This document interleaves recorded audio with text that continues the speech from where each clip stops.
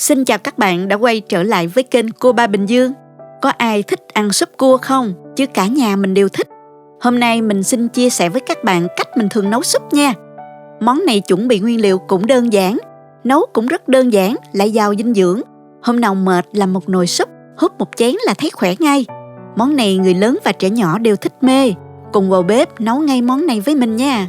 Chúng ta có thể xem những thành phần nguyên liệu chi tiết, hình ảnh nguyên liệu cụ thể để thực hiện món này ở cuối video, hoặc tham khảo những dụng cụ nhà bếp mình hay sử dụng bên dưới phần mô tả của video. Mình sẽ sơ chế những nguyên liệu này trước. Bắp thì mình cắt khúc, củ cải cũng cắt khúc ra, cà rốt cũng vậy nha các bạn. Những rau củ này mình sẽ cho vào nước hầm gà để nồi súp của mình được ngọt hơn nè. Ở đây mình có ngò rí, phần lá thì mình cắt nhuyễn để nêm ha. Còn phần gốc thì mình cắt ra để cho vào nước dùng gà luôn. Rễ ngò cũng giúp nước dùng có mùi thơm đó các bạn. Hành lá mình cắt nhỏ.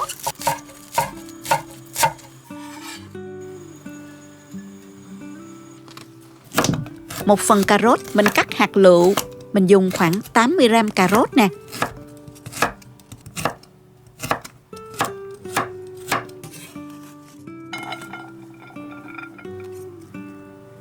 Phần nấm hương này mình ngâm nở và cắt sợi nhỏ.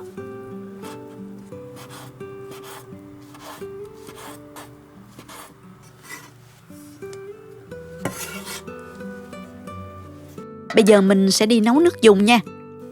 Hôm nay mình sẽ luộc 2 miếng ức gà này cho ngọt nước. Cho vào đây 2 lít nước lọc, 1 muỗng cà phê muối, thêm 15g đường phèn. Cho vào nồi hết chỗ bắp, củ cải trắng và cà rốt, rễ ngò, hầm chung với rau củ cho ra nước ngọt. Các bạn có thể hầm xương gà hoặc xương heo đều được ha. Nếu tìm được xương gà thì mình nấu sẽ hợp và ngọt nước lắm. Mình để lửa nhỏ và mình hầm trong khoảng 40 phút.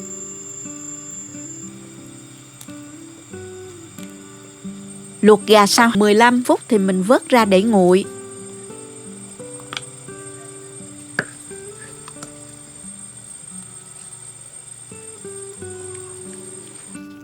Chờ gà nguội mình xé sợi luôn ha. Xé càng mỏng càng ngon nhé các bạn. Mình xé một cái ức gà thôi là đủ rồi. Còn một cái thì mình để dành làm món khác nha.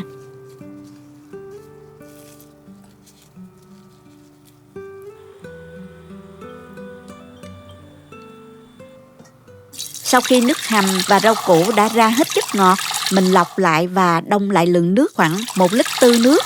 Mình cho qua nồi lớn.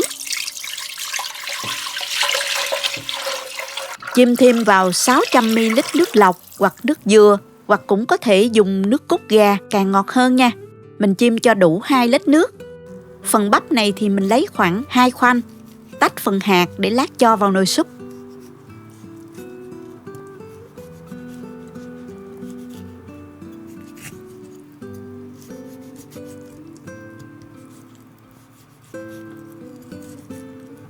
Dùng 2 quả trứng gà, tách riêng lòng trắng và lòng đỏ.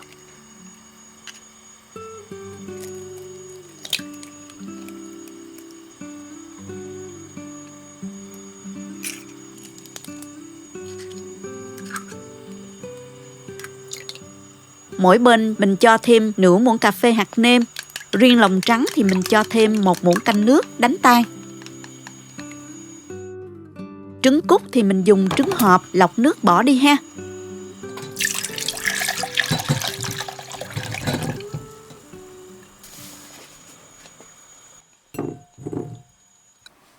Phần thịt cua thì mình dùng thịt cua hộp đã tách sẵn. Xào thịt cua lên cho thơm nhé. Cho vào chảo một ít dầu. Đợi dầu nóng thì mình cho hành tỏi vào phi thơm. Và cho thịt cua vào xào sơ cho thơm nha các bạn. Đảo nhẹ tay để thịt không bị nát nha. Phần này mình xào luôn một hộp cua nhưng mình chỉ xài một nửa thôi. Bây giờ mình nấu súp nha. Bật bếp nấu cho nước gà hầm sôi lên. Cho cà rốt, nấm và bắp vào.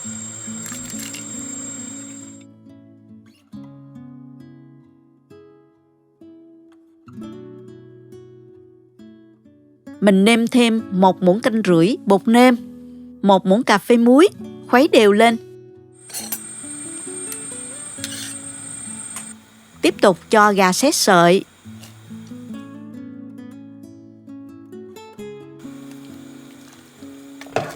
trứng cút. Đợi nước sôi nhẹ thì các bạn đổ lòng trứng trắng vào. Vừa đổ vừa khuấy cho lòng trắng tan ra thành sợi. Lòng trắng cũng sẽ giúp nước súp trong hơn đó các bạn. Tiếp tục cho thịt cua. Rồi mình cho đậu cô ve vào sau cùng.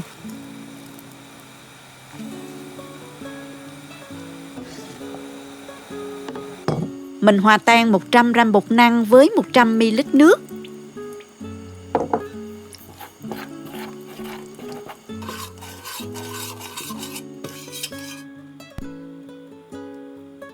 Sau đó cho từ từ vào, khuấy nhẹ cho bột năng tan đến khi phần nước súp sánh đặc lại là được. Mình dùng hết chỗ bột năng này luôn.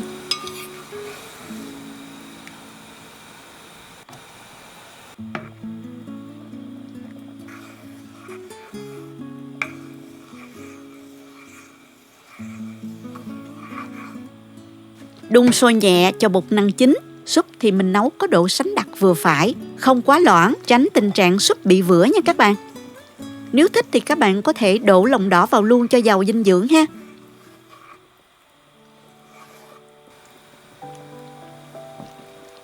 Nêm thêm 1 muỗng canh dầu mè cho thơm. Trộn đều lên. Vậy là nồi súp cua của mình đã hoàn thành rồi. Nếu ăn liền thì các bạn có thể nêm vào nồi một chút hành ngò và tiêu ha. Bây giờ mình múc ra tô và cùng thưởng thức thôi nào. Súp phải luôn được giữ ấm nóng trên bếp thì ăn sẽ ngon nhất.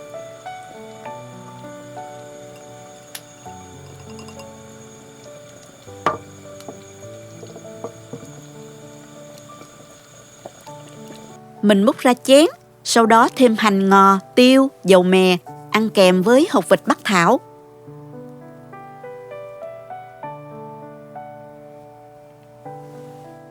Phần nước súp trong có độ sánh đặc vừa phải, không quá loãng, cũng không quá đặc, nước súp nêm nếm vừa phải.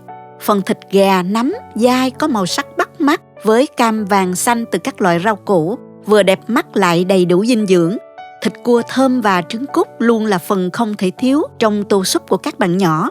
Món súp rất là dễ nấu, dễ ăn và rất ngon. Tuy thành phần chuẩn bị nguyên liệu lắt nhắt một chút, nhưng bù lại thành phẩm rất xứng đáng. Bỏ chút công sức nhưng bảo đảm dinh dưỡng hơn ngoài hàng rất nhiều. Chúc các bạn thành công. Cảm ơn các bạn đã theo dõi video. Nếu thích cách mình chia sẻ, nhớ gửi cho bạn bè cùng xem, bấm like và đăng ký kênh để xem nhiều món ăn mới của mình. Nếu thấy video thực sự hữu ích, bạn có thể gửi tặng ekip thực hiện một ly cà phê bằng nút Super Thanks hình trái tim ngay bên dưới video. Các bạn cũng có thể truy cập website cobabinhdương.com để xem công thức nấu ăn dưới dạng bài viết. Chào tạm biệt và hẹn gặp lại các bạn trong video kỳ tới nha.